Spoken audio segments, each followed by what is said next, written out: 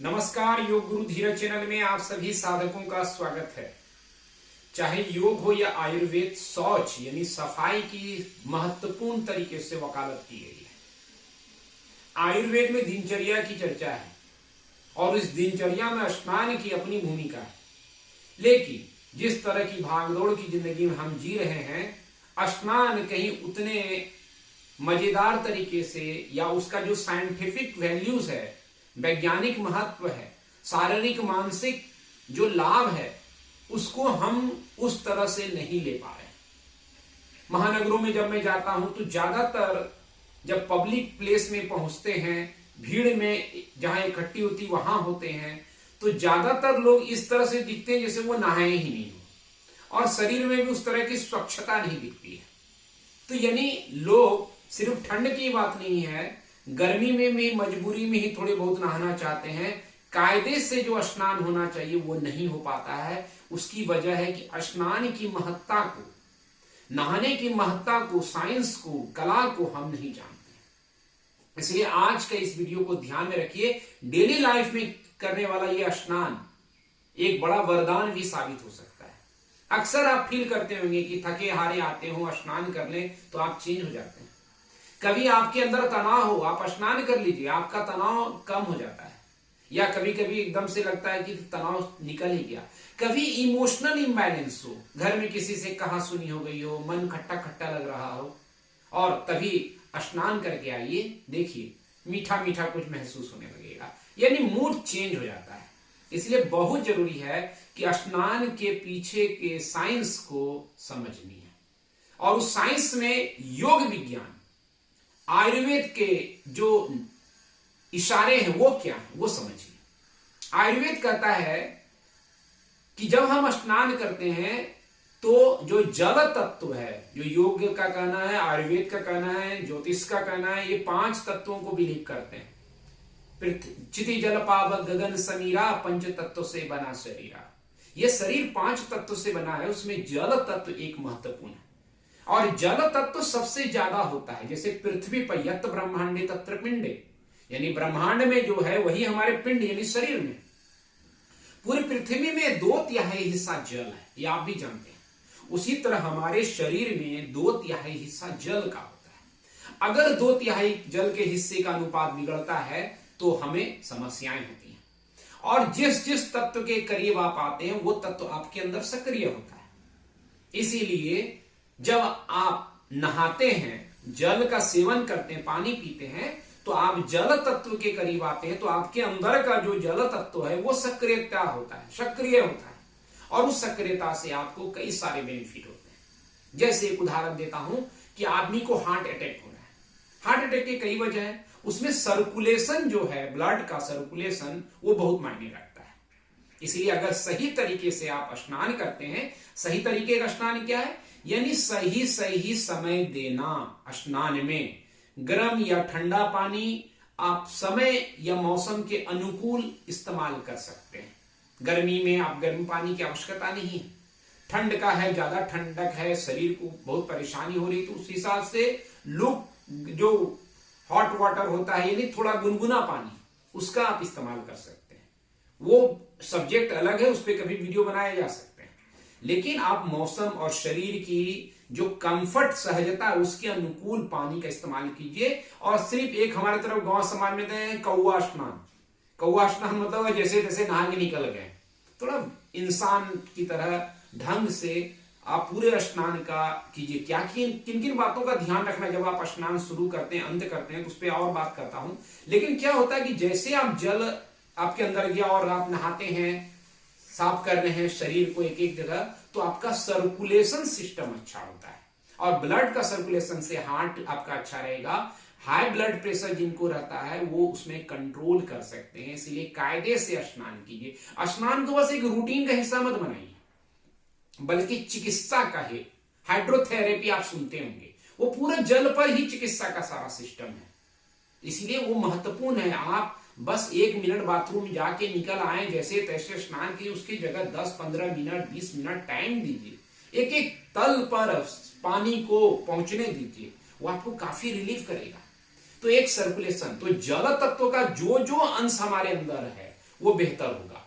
तो जल तत्व हार्मोन्स भी है कि हार्मोन्स क्या है, जल है, हमारे अंदर कई सारे हार्मोन्स हैं। तो हार्मोन से रिगार्डिंग जो भी समस्याएं हैं वो आपके डिजीज में अगर पैदा कर दिया है हार्मोन का असंतुलन, तो ठीक तरह से स्नान आपके हार्मोन में भी संतुलन लाता है, उसको भी व्यवस्थित करता है। रक्त का हो गया, हार्मोन्स का हो गया, और क्या क्या जल तत्व है कि जैसे मेंस्ट्रुअल पीरियड है, क्रैम्प है, दर्द होता है, महिलाओं को मासिक धर्म की समस्याएं हैं, अगर ठीक ठीक तरीके से जो अंग जहां पर हमें तकलीफ है अगर वहां पे जल का सही सही अनुपात रूप से जाए तो आपको इमीडिएट रिलीफ पहुंचेगा।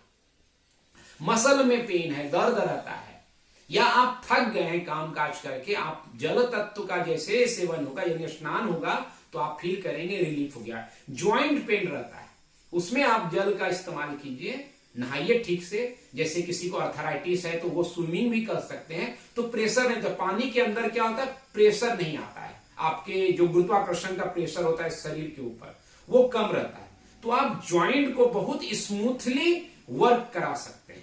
तो इस तरह से स्नान अगर हम नदी में करते हैं या स्विमिंग पूल में बेहतर व्यवस्था है वहां कर सकते हैं, तो आपको ज्वाइंट से रिलेटेड कंफर्ट भी पैदा होता है। फिर लिम्फ नोड, लिम्फ क्या है, हमारे अंदर जो इम्यून सेल होती है यानी रोग प्रतिरोधक शक्ति, उसको लेके वो कैरी करता है, वो अपने आप मूव नहीं करता है।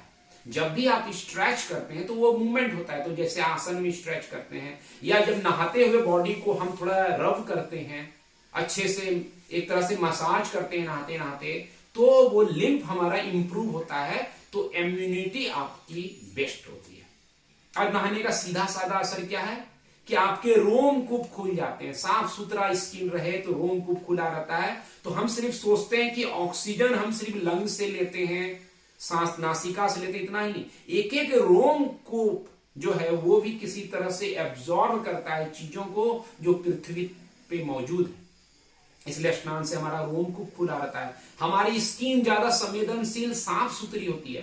तो जब संवेदनशील स्किन रहेगा तो हमारा नर्वस जो सिस्टम है, क्योंकि बड़े उम्र होने के बाद आप देखते हैं नर्वस सिस्टम हमारा कमजोर हो जाता है, तो उसमें क्या होता है, किसी को कंपन होने लगता है, पार्किंसन डिजीज, कई बुढ़ापे पे ठीक से पांव नहीं रख पाते हैं, बैलेंस खोने लगते हैं, सेंस ऑफ बैलेंस कम हो जाता है। तो अगर आप ठीक ठाक से स्नान करें तो आपका नर्वस सिस्टम अच्छा रहेगा, ब्रेन के तल पर आपको बहुत बेहतरी महसूस होगी। खासतौर पे अगर सिर दर्द है, माइग्रेन का पेन है, सिर में हैवीनेस फील होता है, भारीपन है, तो इस तरह की अवस्था में स्नान जरूर करें आप, तो आपको तत्काल रिलीफ मिलेगा।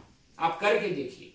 किसी को भी इस तरह की समस्या रहती है, जैसे तनाव है, चिड़चिड़ापन है, गुस्सा है, अगर एक्सेस सन है तो कोल्ड वाटर में यानी ठंडे पानी में स्नान आपको रिलीफ करता है, शांत करता है। गुस्सा है, आप स्नान कर लेते हैं, आप तुरंत रिलैक्स हो जाते हैं। तो इसीलिए इन तमाम चीजों का हमने भगवान शिव को जल अर्पण करते हैं, क्या प्रतीक है? प्रतीक यही है कि आपके अंदर जो शिवत्व है वो प्रकट होता है। अगर स्नान को आप उसी तरह एक उपासना बनाकर कीजिए तो स्नान की कई सारी महत्ता है। अब ध्यान क्या रखना, जब आप स्नान करने चाहते हैं, चाहे ठंड का दिन हो या गर्मी का दिवस हो, आप स्नान करने के समय ध्यान रखिए कि शुरुआत पानी का आप पैरों से करें। आप पैरों को पहले भिंगाएं, फिर हाथों को भिंगाएं, फिर चेहरे को भिंगाएं, और फिर धीरे धीरे तन को भिंगाएं, फिर सर को भिंगाएं, इस तरह से। क्योंकि अचानक जब आप पानी की शीतलता या गर्माहट को फील करते हैं तो नर्वस सिस्टम उसको पूरी तरह से उसके साथ एडजस्ट नहीं कर पाता है, तो एक थोड़ा सा गैप हो सकता है बॉडी के तरंग के बीच में। लेकिन धीरे धीरे जब आपका पांव से स्टार्ट होता है तो नर्वस सिस्टम अवेकन होता है, जागृत होता है, और वो पानी की जो गर्माहट या शीतलता है उसके प्रति अपने आप को तैयार कर पाता है। बस इसके पीछे यही साइंस, और बहुत बड़ी बड़ी बातें कही जाती होगी अलग अलग वीडियो में, उन तमाम चीजों पे नहीं जाना है। आप धीरे धीरे इस तरह से जाएं और ठीक ढंग से स्नान करें, उसको समय दें। ऐसे कई सारे लाभ हैं जो आप चाहे मसल सिस्टम हो, ज्वाइंट हो, हमारा तनाव हो, डिप्रेशन हो, किसी भी तरह के, खासतौर पे किसी को अगर बहुत ज्यादा एसिड रिफ्लेक्शन होता है, एसिडिटी के प्रॉब्लम है, तो स्नान कायदे से अच्छा है। अपचन का रोग है, डाइजेस्टिव सिस्टम ठीक नहीं रहता है, तो आप स्नान में समय दीजिए। ये दूसरों के लिए भी अच्छा है, क्योंकि आप स्नान नहीं करेंगे तो दूसरे को उस तरह की बदबूदार पसीने की समस्याएं झेलना पड़ेगा। ये शौच का हिस्सा नहीं। तो योग में शौच की वकालत है कि तन मन विचार सब में स्वच्छता पवित्रता हो। और फिर स्नान कर लिए, 3 दिन का टांगा हुआ कपड़ा कुर्ता पहन लिए, वो भी मत कीजिए, उससे बचिए। नहा करके गंदे कपड़े पहनने का कोई मतलब नहीं है। तो तौलिए को भी साफ नहीं रखते लोग, एक ही तौलिया को 20 दिन से साफ कर रहे हैं, तो उसको भी साफ कीजिए। जो भी आंतरिक चीजों का आप इस्तेमाल करते हैं उसकी साफ सफाई का ख्याल रखिए। स्नान में सही समय दीजिए, इतना ही कहना चाहूंगा। और इससे रिगार्डिंग कुछ भी सवाल है आपके या कुछ और चाहते हैं जानना तो कमेंट जरूर कीजिए। आपका स्नान कैसा होता है, आप नदी बाथरूम में किस तरह से स्नान को जीते हैं, जरूर इस पर अपनी बातें रखिए। मैं देखता हूं कि लोग स्नान को कितना आनंदित जीते हैं या मजबूरी का स्नान हो गया। और ध्यान रहे, ठंड का दिवस है तो उसमें स्नान करना चूकिए नहीं, क्योंकि उस समय और सर्कुलेशन हमारा गड़बड़ हो जाता है, हमारा शरीर सिकुड़ जाता है, तो धमनियां रक्तवाहिनियां सब सिकुड़ जाती है। इसलिए हार्ट अटैक की संभावना है, अस्थमा की संभावना है, ठंड में ज्यादा होती है। इसलिए चाहे गर्म पानी में ही नहाना हो, सही तरीके से सटीकता से जरूर स्नान कीजिए, भागिए नहीं। स्नान करते ही ठंड भी भाग जाता है। इसलिए इन तमाम बातों का ध्यान रखिए और नियमित शौच साफ सफाई का ख्याल रखिए और उसके बाद अभ्यास नियमित तौर पर कीजिए। तो आज इतना ही, धन्यवाद। आप सभी को नमस्कार, हरिओम।